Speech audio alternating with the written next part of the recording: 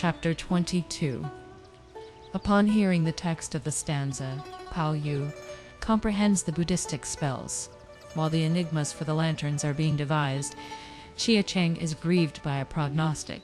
Chia Lin, for we must now prosecute our story, upon hearing Lady Feng observe that she had something to consult about with him, felt constrained to halt, and to inquire what it was about. On the 21st, Lady Feng explained, is Cousin Hishu's birthday, and what do you, after all, purpose doing? Do I know what to do? Exclaimed Chia Lian. You have made, time and again, arrangements for ever so many birthdays of grown-up people, and do you really find yourself on this occasion without any resources? Birthdays of grown-up people are subject to prescribed rules, Lady Feng expostulated, but her present birthday is neither one of an adult nor that of an infant, and that's why I would like to deliberate with you. Chia Lian, upon hearing this remark, lowered his head and gave himself to protracted reflection. You're indeed grown dull, he cried. Why, you've a precedent ready at hand to suit your case. Cousin Lin's birthday affords a precedent, and what you did in former years for Cousin Lin, you can in this instance likewise do for Cousin Lung. You can in this instance likewise do for Cousin Hu, and it will be all right. At these words Lady Feng gave a sarcastic smile. Do you, pray, mean to insinuate, she added, that I'm not aware of even this? I too had previously come after some thought to this conclusion, but old Lady Chia explained in my hearing yesterday that having made inquiries about all their ages and their birthdays, she learnt that Cousin Hu would this year be 15, and that though this was not the birthday which made her of age, she could anyhow well be regarded as being on the dawn of the year, in which she would gather up her hair, so that our Dowager lady enjoined that her anniversary should, as a matter of course, be celebrated, unlike that of Cousin Lin. Well, in that case, Chia Lian suggested, you had better make a few additions to what was done for Cousin Lin. That's what I too am thinking of, Lady Feng replied, and that's why I'm asking your views, for were I on my own hook to add anything you would again feel hurt for mine not to have explained things to you. That will do, that will do, Chia Lian rejoined, laughing. None of these sham attentions for me. So long as you don't pry into my doings, it will be enough. And will I go so far as to bear you a grudge? With these words still in his mouth, he forthwith went off. After a stay of a couple of days, her intention was to go back, but Dowager Lady Chia said, wait until after you have seen the theatrical performance when you can return home. At this proposal, Hsiang-yun felt constrained to remain, but she at the same time dispatched a servant to her home to fetch 2 pieces of needlework, which she had in former days worked with her own hands, for a birthday present for Pao-ch'ai. Contrary to all expectations, old Lady Chia had, since the arrival of Pao-ch'ai, taken quite a fancy to her for her sedateness and good nature, and as this happened to be the first birthday which she was about to celebrate in the family, she herself readily contributed 20 taels, which, after sending for Lady Feng, she handed over to her, to make arrangements for a banquet and performance. A venerable senior like herself, Lady Feng thereupon smiled and ventured, with a view to enhancing her good cheer, is at liberty to celebrate the birthday of a child in any way agreeable to you, without anyone presuming to raise any objection. But what's the use again of giving a banquet? But since it be your good pleasure and your purpose to have it celebrated with éclat, you could, needless to say, your own self have spent several taels from the private funds in that old treasury of yours.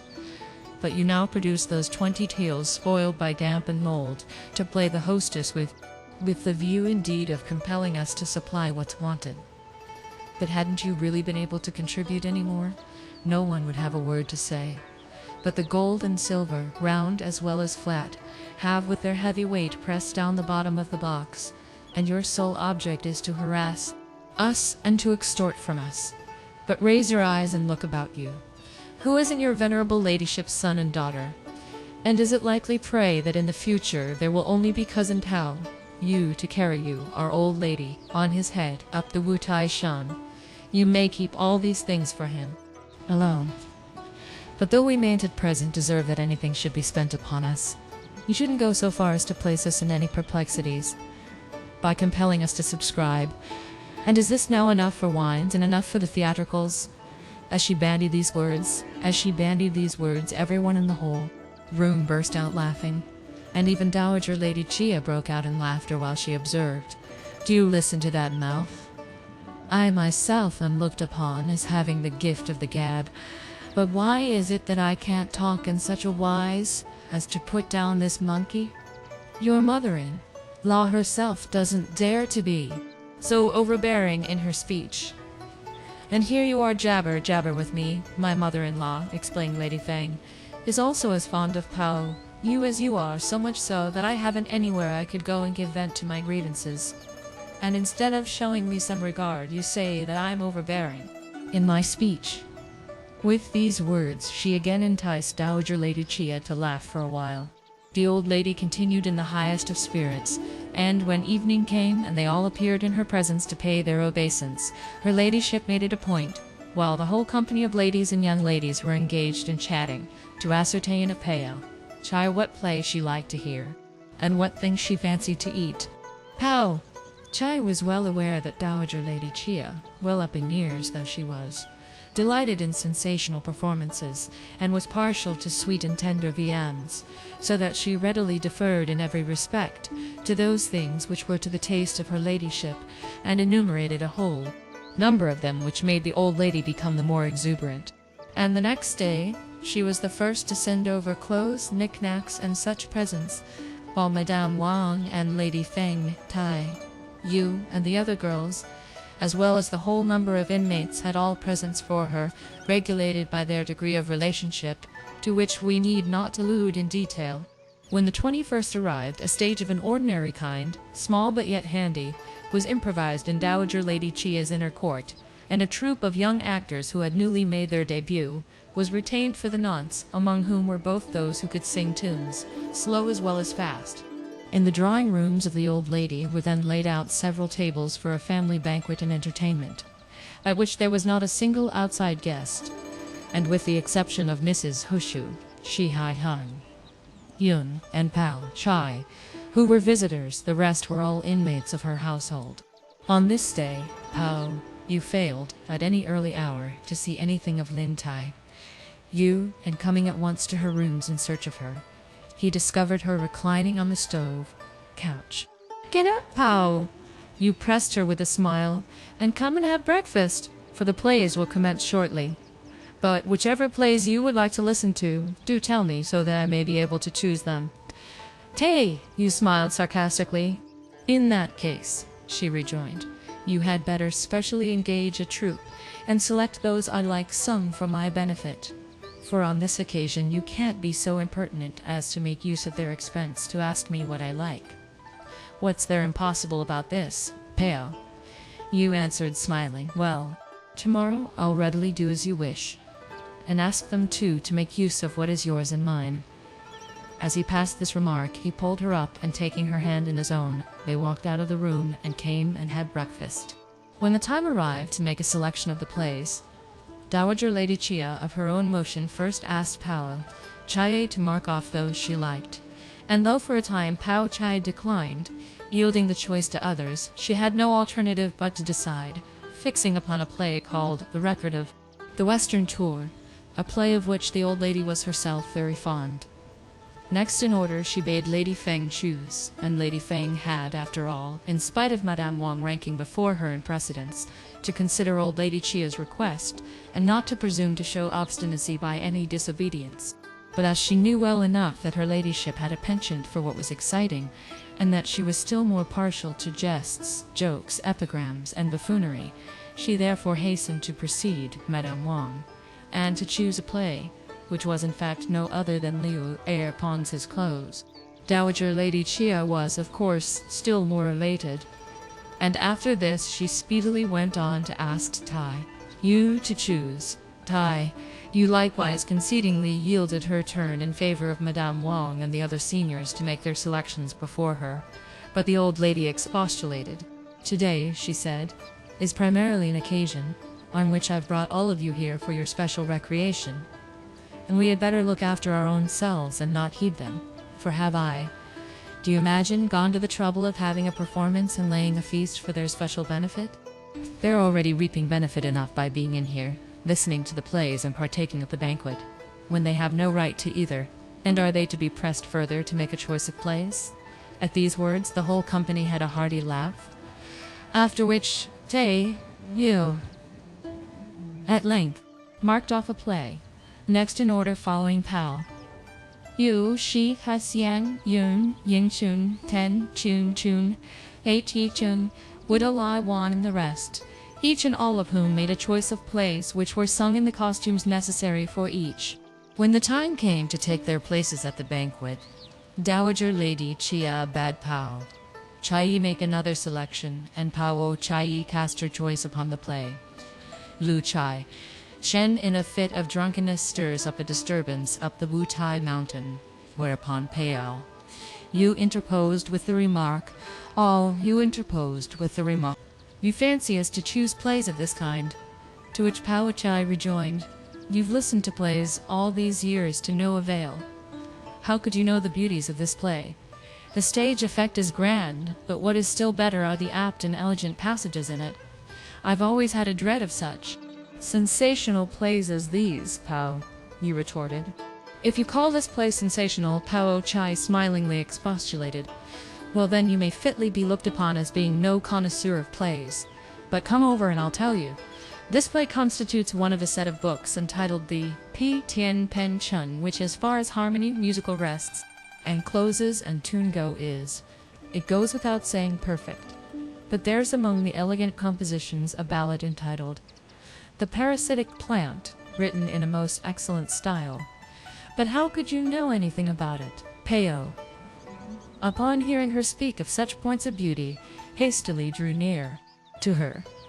"My dear cousin," he entreated, "recite it and let me hear it." Whereupon Pao-ch'ai went on as follows, "My manly tears I will not wipe away, but from this place, this scholar's home, I'll stray. The bonds for mercy I shall thank. Under the lotus altar shave my pate. With you on to be the luck I lack. Soon in twinkle we shall separate, and needy and forlorn, I'll come and go, with none to care about my fate. Thither shall I a suppliant be for a fog wrapper and rain hat. My warrant I shall roll, and listless with straw shoes and broken bowl, wherever to convert my fate may be, I'll stroll." As soon as Pao-yu had listened to her recital, he was so full of enthusiasm that, clapping his knees with his hands and shaking his head, he gave vent to incessant praise. After which he went on to extol Pao-ch'ai, saying, "There's no book that you don't know. Be quiet and listen to the play in time," you urged. "They haven't yet sung about the mountain gate, and you already pretend to be mad." At these words, Hsiang-yun also laughed. But in due course the whole party watched the performance until evening, when they broke up. Dowager Lady Chia was so very much taken with the young actor who played the role of a lady, as well as with the one who acted the buffoon, that she gave orders that they should be brought in, and as she looked at them closely, she felt so much the more interest in them that she went on to inquire what their ages were, and when the would-be lady replied that he was just 11, while the would-be buffoon explained that he was just 9, the whole company gave vent for a time to expressions of sympathy with their lot, while Dowager Lady Chia bade servants bring a fresh supply of meats and fruits for both of them, and also gave them, besides their wages, 2 Tai-yus as a present. "This lad," Lady Feng observed smiling, "is when dressed up as a girl or living likeness of a certain person. Did you notice it just now?" Pao-ch'ai was also aware of the fact, but she simply nodded her head assentingly and did not say who it was. Pao-yu likewise expressed his assent by shaking his head, but he too did not presume to speak out. Shy, sighing. You, however, readily took up the conversation. "He resembles," she interposed, "Cousin Lin's face." When this remark reached Pao-yu's ear, he hastened to cast an angry scowl at Hsiang-yun and to make her a sign, while the whole party, upon hearing what had been said, indulged in careful and minute scrutiny of the lad, and as they all began to laugh, "The resemblance is indeed striking," they exclaimed. After a while they parted, and when evening came, Hsiang Yun directed Hsiang-yun to pack up her clothes. What's the hurry? Hsiang-yun asked. There will be ample time to pack up on the day on which we go. We'll go tomorrow, Hsiang-yun rejoined. For what's the use of remaining here any longer? To look at people's mouths and faces. Pao-yu, at these words, lost no time in pressing forward. My dear cousin, he urged, you're wrong in bearing me a grudge. You're wrong in bearing me a grudge. My cousin Line is a girl so very touchy that though everyone else distinctly knew of the resemblance, they wouldn't speak out, and all because they were afraid that she would get angry. But unexpectedly out you came with it, at a moment when off your guard, and however couldn't she but feel hurt? And it's because I was in dread that you would give offense to people that I then winked at you, and now here you are angry with me. But isn't that being ungrateful to me? Had it been anyone else, would I have cared whether she had given offense to even 10? That would have been none of my business. Hsiang-yun waved her hand. Don't, she added, come and tell me these flowery words and this specious talk, for I really can't come up to your cousin Line. If others poke fun at her, they all do so with impunity. Well, if I say anything, I at once incur blame. The fact is, I shouldn't have spoken of her, undeserving as I am. And as she's the daughter of a master, while I'm a slave, a mere servant girl, I've heaped insult upon her. And yet, pleaded Pao, you, full of perplexity, I had done it for your sake, and through this I've come in for reproach. But if it were with an evil heart I did so, may I at once become ashes, and be trampled upon by 10,000s of people. In this felicitous first months, Hsiang-yun remonstrated, you shouldn't talk so much reckless nonsense. All these worthless, despicable oaths, disjointed words, and corrupt language. Go and tell for the benefit of those mean sort of people who in everything take pleasure in irritating others, and who keep you under their thumb. But mind, don't drive me to spit contemptuously at you. As she gave utterance to these words, she betook herself in the inner room of Dowager Lady Chia's suite of apartments, where she lay down in high dudgeon, and as Pao-yu was so heavy at heart, he could not help coming again in search of Tai-yu. But strange to say, as soon as he put his foot inside the doorway, he was speedily hustled out of it by Tai-yu, who shut the door in his face.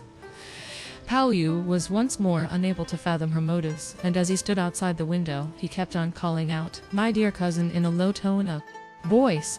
But Tai-yu paid not the slightest notice to him, so that Pao-yu became so melancholy that he drooped his head, and was plunged in silence. And though Hsiang-yun had, at an early hour, come to know the circumstances, she could not very well at this juncture tender any advice. Pao-yu remained, standing in such a vacant mood that Tai-yu imagined that he had gone back. But when she came to open the door, she caught sight of Pao-yu still waiting in there, and as Tai-yu did not feel justified to again close the door, Pao-yu consequently followed her in. Everything has, he observed, a why and a wherefore, which, when spoken out, don't even give people pain.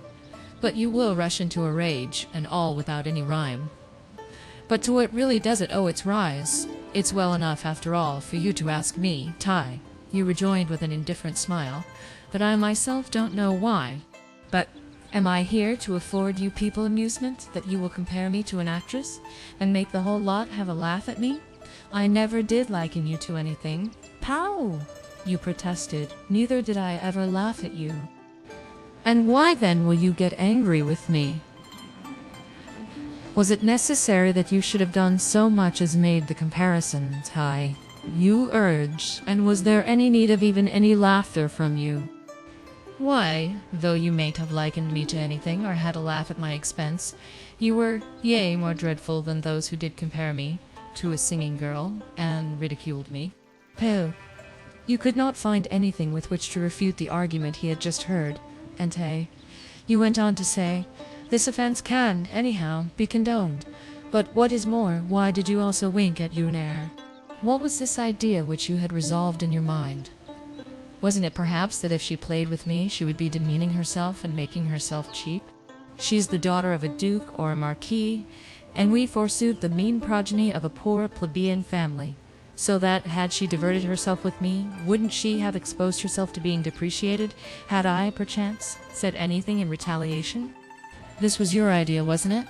But though your purpose was, to be sure, honest enough, that girl wouldn't, however, receive any favors from you, but got angry with you just as much as I did.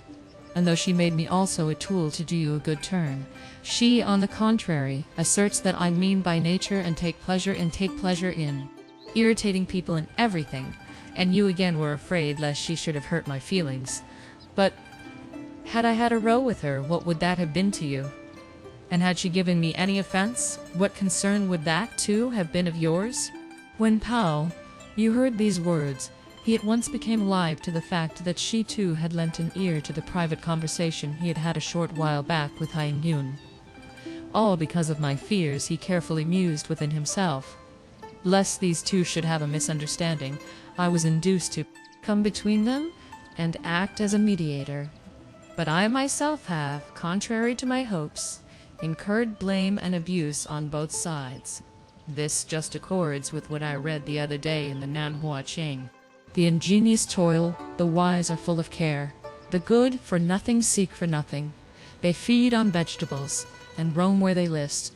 They wander purposeless like a boat, not made fast. The mountain trees, the text goes on to say, lead to their own devastation. The spring conduces to its own plunder, and so on. And the more he therefore indulged in reflection, the more depressed he felt. Now there are only these few girls, he proceeded to ponder minutely, and yet I'm unable to treat them in such a way as to promote perfect harmony. And what will I forsooth do by and by, when there will be more to deal with? When he had reached this point in his cogitations, he decided that it was really of no avail to agree with her, so that turning round, he was making his way all alone into his apartments. But Tai-yu, upon noticing that he had left her side, readily concluded that reflection had marred his spirits, and that he had so thoroughly lost his temper as to be going without even giving vent to a single word, and she could not restrain herself from feeling inwardly more and more irritated. After you've gone this time, she hastily exclaimed, don't come again, even for a whole lifetime, and I won't have you either so much as speak to me. Pao-yu paid no heed to her, but came back to his rooms, and laying himself down on his bed, he kept on muttering in a state of chagrin. And though Hsiang-yun knew full well the reasons of his dejection, she found it difficult to summon up courage to say anything to him at the moment, and she had no alternative but to try and distract him by means of irrelevant matters. The theatricals which you've seen today, she consequently observed smiling, will again lead to performances for several days, and Miss Pao-ch'ai will, I'm sure, give a return feast. Whether she gives a return feast or not, Pao, you rejoined with an apathetic smirk, is no concern of mine. When Hsiang-yun perceived the tone, so unlike that of other words were pronounced. What's this that you're saying? She gave another smile. In this pleasant and propitious ladies and young ladies are in high glee. How is it that this sort? Days with which these she therefore remarked as first moon, when all you're again in a mood of whether the ladies and my cousins be in high spirits or not. Pao, you replied, forcing a grin, is also perfectly immaterial to me. They are all, Hsiang-yun added smilingly, pleasant and agreeable. And were you also a little pleasant and agreeable? Wouldn't it conduce to the enjoyment of the whole company? What about the whole company? And they and I, Pao, you urged? They all have their mutual friendships, while I, poor fellow, all forlorn, have none to care a rap for me. His remarks had reached this clause, when inadvertently the tears trickled down, and Hsiang-yun, realizing the state of mind he was in, did not venture to say anything further. But as soon as Pao-yu had reflected minutely over the sense and import of this sentence, he could not refrain from bursting forth into a loud fit of crying, and turning himself round, he stood up, and drawing near the table, he took up the pencil, and eagerly composed these enigmatical lines. If thou wert me to test, and I were thee to test, our hearts were we to test, and our minds to test. When not more there remains for us to test, that will, yea, very well be called a test. And when there's naught to put, we could say, to the test, we will a place set up on which our feet to rest.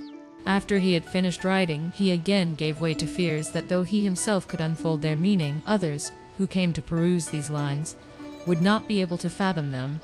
And he also went on consequently to indite another stanza in imitation of the parasitic plant, which he inscribed at the close of the enigma, and when he had read it over a second time, he felt his heart so free of all concern that forthwith he got into his bed and went to sleep. But who would have thought it, Tai?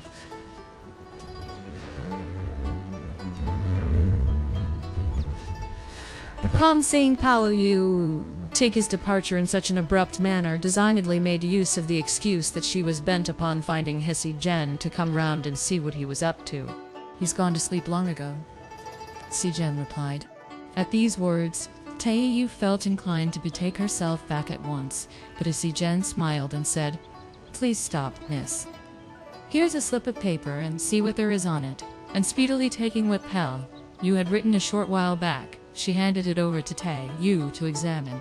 Tai-yu, on perusal, discovered that Pao-yu had composed it at the spur of the moment, when under the influence of resentment, and she could not help thinking it both a matter of ridicule as well as of regret, but she hastily explained to Hsiang-yun, "This is written for fun, and there's nothing of any consequence in it." And having concluded this remark, she readily took it along with her to her room, where she conned it over in company with Hsiang-yun, handing it also the next day to Pao-ch'ai to peruse. The burden of what Pao-ch'ai read was, "In what was no concern of mine, I should to thee have paid no heed. For while I humour this, that one to please, I don't succeed. Act as thy wish may be. Go, come whene'er thou list, 'tis not to me. Sorrow or joy, without limit or bound, to indulge thou art free." What is this hazy notion about relatives distant or close? For what purpose have I for all these days racked my heart with woes? Even at this time when I look back and think, my mind no pleasure knows. After having finished its perusal, she went on to glance at the Buddhistic stanza, and smiling, "This being," she soliloquized, "has awakened to a sense of perception, and all through my fault, for it's that ballad of mine yesterday which has incited this. But the subtle devices in all these rationalistic books have a most easy tendency to unsettle the natural disposition, and if tomorrow he does actually get up and talk a lot of insane trash, won't his having fostered this idea owe its origin to that ballad of mine? And shan't I have become the prime of all guilty people?" Saying this, she promptly tore the paper, and, delivering the pieces to the servant girls, she bade them go at once and burn them. "You shouldn't have torn it, Tai-yu remonstrated laughingly. "But wait and I'll ask him about it. So come along, all of you, and I vouch I'll make him abandon that idiotic frame of mind and that depraved language." The three of them crossed over, in point of fact, into Pao-yu's room, and Tai-yu was the first to smile and observe, "Pao-yu, may I ask you something? What is most valuable is a precious thing, and what is most firm is jade. But what value do you possess, and what firmness is innate in you?" But as Pao-yu could not say anything by way of reply, two of them remarked sneeringly, "With all this doltish bluntness of his will, he after all absorbed himself in abstraction," while Hsiang-yun also clapped her hands and laughed. "Cousin Pao has been discomfited. The latter part of that apothegm of yours," Tai-yu continued, "says, we would then find some place on which our feet to rest, which is certainly good, but in my view its excellence is not as yet complete, and I should still tag on 2 lines at its close," as she proceeded to recite, "If we do not set up some place on which our feet to rest for peace and freedom, then it will be best. There should in very truth be this adjunct to make it thoroughly explicit," Pao-ch'ai added. "In days of yore, the 6th founder of the southern sect, Ning, came when he went first in search of his patron in the Shaochu district, and upon hearing that the 5th founder, Hung Jen, was at Huangmei, he readily entered his service in the capacity of Buddhist cook. And when the 5th founder, prompted by a wish to select a Buddhistic successor, bade his neophytes and all the bonzes to each compose an enigmatical stanza, the one who occupied the upper seat, Shen Heshu, recited, "A Pu Chi Tree, the body is, the heart so like a stand of mirror bright. on which must needs, by constant careful rubbing, not be left dust to alight. And Nang, who was at this time in the cookhouse pounding rice, overheard this enigma. "Excellent, it is excellent," he ventured, "but as far as completeness goes, it isn't complete." And having bethought himself of an apothegm, the puti and expression for Buddha or intelligence, he proceeded, is really no tree, and the resplendent mirror, Buddhistic term for heart, is likewise no stand, and as in fact they do not constitute any tangible objects, how could they be contaminated by particles of dust? Whereupon the fifth founder at once took his robe and clappish and handed them to him. Well, the text now of this enigma presents to this identical idea, for the simple fact is that those lines full of subtleties of a short while back are not, as yet, perfected or brought to an issue. And do you forsooth readily give up the task in this manner? He hasn't been able to make any reply, he rejoined sneeringly, and must therefore be held to be discomfited. But were he even to make suitable answer now, there would be nothing out of the common about it. Anyhow, from this time forth you mustn't talk about Buddhistic spells, for what even we two know and are able to do, you don't as yet know and can't do, and do you go and concern yourself with abstraction. Pao-yu had in his own mind been under the impression that he had attained perception, but when he was unawares and all of a sudden subjected to this question by Tai-yu, he soon found it beyond his power to give any ready answer.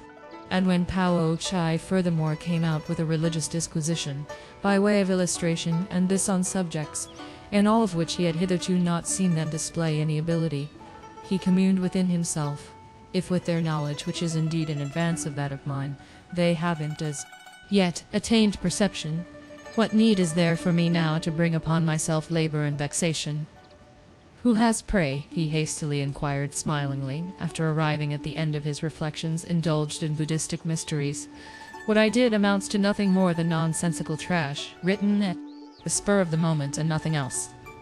At the close of this remark, all four came to be again on the same terms as of old, but suddenly a servant announced that the Empress, Chun, had dispatched a messenger to bring over a lantern, conundrum with the directions that they should all go and guess it, and that after they had found it out, they should each also devise one and send it in.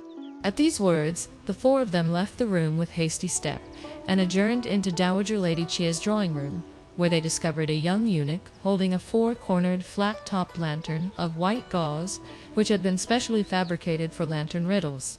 On the front side, there was already a conundrum, and the whole company were vying with each other and looking at it and making wild guesses, when the young eunuch went on to transmit his orders, saying, "Young ladies, you should not speak out when you are guessing, but each one of you should secretly write down the solutions for me to wrap them up, and take them all in together to await Her Majesty's personal inspection as to whether they be correct or not." Upon listening to these words, Pao-ch'ai drew near, and perceived at a glance that it consisted of a stanza of 4 lines, with 7 characters in each. But though there was no novelty or remarkable feature about it, she felt constrained to outwardly give utterance to words of praise. "It's hard to guess," she simply added, while she pretended to be plunged in thought, for the fact is that, as soon as she had cast her eye upon it, she had at once solved it. Pao-yu, Tai-yu, Hsiang-yun and Chun had all 4 also hit upon the answer, and each had secretly put it in writing, and Chia, and the others were at the same time sent for, and every one of them set to work to exert the energies of his mind, and, when they arrived at a guess, they noted it down on paper, after which every individual member of the family made a choice of some object, and composed a riddle, which was transcribed in a large round hand, and affixed on the lantern. This done, the eunuch took his departure, and when evening drew near, he came out and delivered the commands of the imperial consort. "The conundrum," he said, "written by Her Highness the other day, has been solved by everyone, with the exception of Miss Secunda and Master Tertius, who made a wrong guess. Those composed by you, young ladies, have likewise all been guessed, but Her Majesty does not know whether her solutions are right or not." While speaking, he again produced the riddles, which had been written by them, among which were those which had been solved, as well as those which had not been solved. and the eunuch in like manner took the presents conferred by the imperial consort and handed them over to those who had guessed right. To each person was assigned a bamboo vase inscribed with verses, which had been manufactured for palace use, as well as articles of bamboo for tea, with the exception of Yang, Chun, and Chia, who were the only two persons who did not receive any. But as Ying, Chun looked upon the whole thing as a joke and a trifle. She did not trouble her mind on that score, but Chia at once felt very disconsolate. This one devised by Mr. Tertius, the eunuch was further heard to say, is not properly done. And as Her Majesty herself has been unable to guess it, she commanded me to bring it back and ask Mr. Tertius what it is about. After the party had listened to these words, they all pressed forward to see what had been written. The burden of it was this: the elder brother has horns only 8. The second brother has horns only 2. The elder brother on the bed doth sit. Inside the room the second likes to squat. After perusal of these lines, they broke out, with one voice, into a loud fit of laughter, and Chia had to explain to the eunuch that the one was a pillow, and the other the head of an animal. Having committed the explanation to memory and accepted a cup of tea, the eunuch took his departure, and old lady Chia, noticing in what buoyant spirits Yingchun was, felt herself so much the more elated that issuing forth with directions to devise, with every dispatch, a small but ingenious lantern of fine texture in the shape of a screen, and put it in the hall. She bade each of her grandchildren secretly compose a conundrum, copy it out clean, and affix it on the frame of the lantern, and she had subsequently sent a tea and fine fruits, as well as every kind of knickknacks got ready, as prizes for those who guessed right. And when Chia came from court and found the old lady in such high glee, he also came over in the evening, as the season was furthermore holiday time, to avail himself of her good cheer to reap some enjoyment. In the upper part of the room seated themselves, at one table, Dowager Lady Chia, and Pao-yu, Madame Wang, Pao-ch'ai, Tai-yu, Hsiang-yun sat round another table, and Yingchun, Chun, and Hsiang-yun, the three of them, occupied a separate table, and both these tables were laid in the lower part, while below, all over the floor, stood matrons and waiting maids for Li Kung. Tsai and Feng were both seated in the inner section of the hall, at another table. Chia failed to see Chia, and he therefore inquired, "How is it I don't see Brother Lan?" Whereupon the female servants standing below hastily entered the inner room and made inquiries of widow Lai. "He says, Mrs. Lai stood up and rejoined with a smile, that as your master didn't go just then to ask him round, he has no wish to come." And when a matron delivered the reply to Chia, the whole company exclaimed, much amused, how obstinate and perverse his natural disposition is. But Chia lost no time in sending Chia together with 2 matrons to fetch Chia Lan, and on his arrival, Dowager Lady Chia bade him sit by her side, and, taking a handful of fruits, she gave them to him to eat, after which the party chatted, laughed, and enjoyed themselves. Ordinarily, there was no one but Pao-yu to say much or talk at any length, but on this day, with Chia present, his remarks were limited to a sense, and as to the rest, Hsiang-yun had, though a young girl, and of delicate physique, nevertheless ever been very fond of talking and discussing. But on this instance, Chia was at the feast, so that she also held her tongue and restrained her words. As for Tai-yu, she was naturally peevish and listless, and not very much inclined to indulge in conversation, while Pao-ch'ai, who had never been reckless in her words or frivolous in her deportment, likewise behaved on the present occasion in her usual dignified manner. Hence it was that this banquet, although a family party, given for the sake of relaxation, assumed contrariwise an appearance of restraint, and as old lady Chia was herself too well aware that it was to be ascribed to the presence of Chia alone, she therefore, after the wine had gone round 3 times, forthwith hurried off Chia to retire to rest. No less cognizant was Chia himself that the old lady's motives in packing him off were to afford a favorable opportunity to the young ladies and young men to enjoy themselves, and that is why, forcing a smile, he observed, having today heard that your venerable ladyship had got up in here a large assortment of excellent riddles on the occasion of the spring festival of lanterns. I too consequently prepared prizes as well as a banquet, and came with the express purpose of joining the company.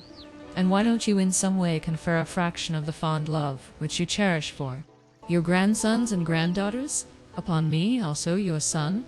When you're here, old Lady Chia replied smilingly, they won't venture to chat or laugh.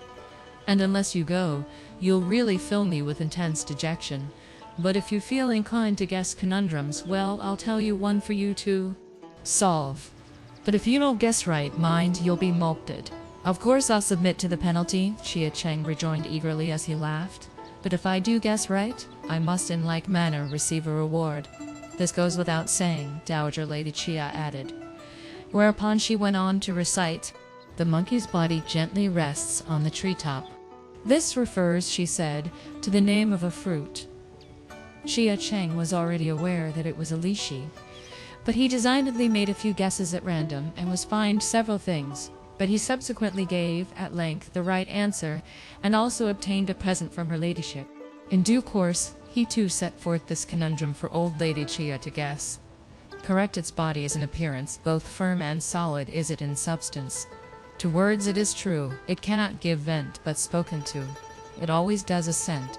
When he had done reciting it, he communicated the answer in an undertone to Pao-yu and Pao-yu, fathoming what his intention was, gently too told his grandmother Chia, and her ladyship, finding, after some reflection, that there was really no mistake about it, readily remarked that it was an ink slab. After all, Chia Cheng smiled. Your venerable ladyship it is who can hit the right answer with one guess, and turning his head round, be quick, he cried, and bring the prizes and present them. Whereupon the married women and waiting maids below assented with one voice, and they simultaneously handed up the large trays and small boxes. Old Lady Chia passed the things, one by one, under inspection, and finding that they consisted of various kinds of articles novel and ingenious, of use and of ornament, in vogue during the Lantern Festival, her heart was so deeply elated that with alacrity she shouted, "Pour a glass of wine for your master." Pao Yu took hold of the decanter while Yingchun presented the cup of wine. Look on that screen, continued Dowager Lady Chia. All those riddles have been written by the young ladies, so go and guess them for my benefit. Chia Cheng signified his obedience, and rising and walking up to the front of the screen, he noticed the first riddle, which was one composed by the imperial consort Yuan, in this strain. The pluck of devils to repress and influence it abounds, like bound silk is its frame, and like thunder its breath resounds. But one report rattles, and men are low, in fear and dread, transformed to ashes. 'Tis what time to see you turn the head. Is this a cracker? Chia Cheng inquired. It is, Pao. Yu assented. Chia Cheng then went on to peruse that of Yingchun's, which referred to an article of use. Exhaustless is the principle of heavenly calculations and of human skill. Skill may exist, but without proper practice the result to find hard yet will be. Whence cometh all this mixed confusion on a day so still? Simply it is because the figures yin and yang do not agree. It's an abacus, Chia Cheng observed. Quite so, replied Yingchun smiling. After which they also conned the one below, by Chun, which ran thus and had something to do with an object. This is the time when neath the stairs the pages their heads raise. The term of pure brightness is the meetest time this thing to make. The vagrant silk it snaps, and slack, without tension, it strays. The east wind don't begrudge, because its farewell it did take. It would seem, Chia Cheng suggested, as if that must be a kite. It is, answered N.C.A. Chen, whereupon Chia Cheng read the one below, which was written by Tai-yu to this effect, and bore upon something. After the audience, his 2 sleeves who brings with fumes replete, both by the lute and in the quilt, it lacks luck to abide, the dawn it marks. Reports from cock and man renders a feat. At midnight maids no trouble have a new one to provide. The head, it glows during the day, as well as in the night. Its heart, it burns from day to day, and gain from year to year. Time swiftly flies and meet it. It is that we should hold it dear. Changes might come, but it defies wind, rain, days dark or bright. Isn't this a scented stick to show the watch? Chia Cheng inquired. Yes, assented Pao-yu, speaking on Tai-yu's behalf. And Chia Cheng thereupon prosecuted the perusal of a conundrum, which ran as follows and referred to an object with the south, it sits face to face, and the north, the while it doth face. If figure be sad, it also is sad. If the figure be sad, if the figure be sad, if the figure be glad, it likewise is glad. Splendid, splendid, exclaimed Chia Cheng. My guess is that it's a looking glass. It's excellently done. Pao-yu smiled. It is a looking glass, he rejoined. This is, however, anonymous. Whose work is it? Chia Cheng went on to ask, and Dowager Lady Chia interposed. This, I fancy, must have been composed by Pao-yu, and Chia Cheng then said not a word, but continued reading the following conundrum, which was that devised by Pao-ch'ai on some article or other. Eyes though it has, eyeballs it has none, and empty 'tis inside.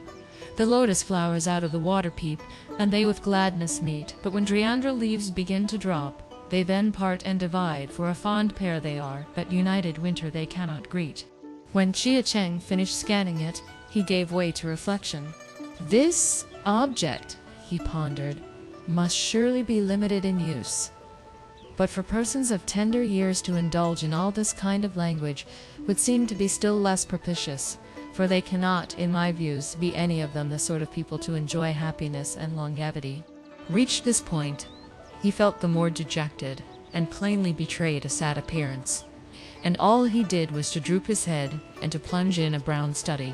But upon perceiving the frame of mind in which Chia Cheng was, Dowager Lady Chia arrived at the conclusion that he must be fatigued, and fearing, on the other hand, that if she detained him, the whole party of young ladies would lack the spirit to enjoy themselves, she there and then faced Chia Cheng and suggested, There's no need really for you to remain here any longer, and you had better retire to rest, and let us sit a while longer.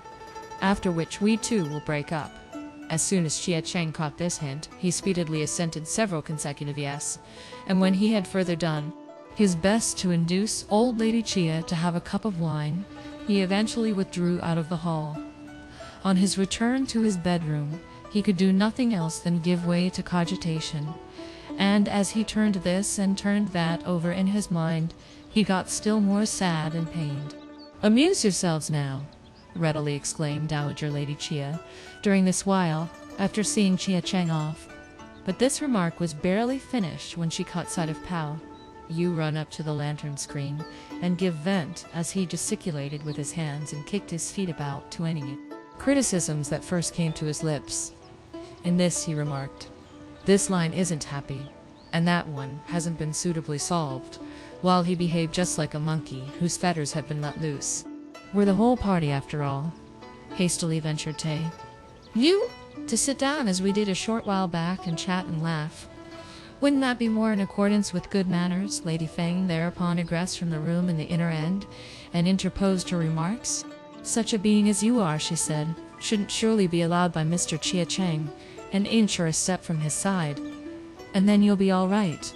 But just then it slipped my memory, for why didn't I, when your father was present, instigate him to bid you compose a rhythmical enigma? And you would, I have no doubt, have been up to this moment in a state of perspiration.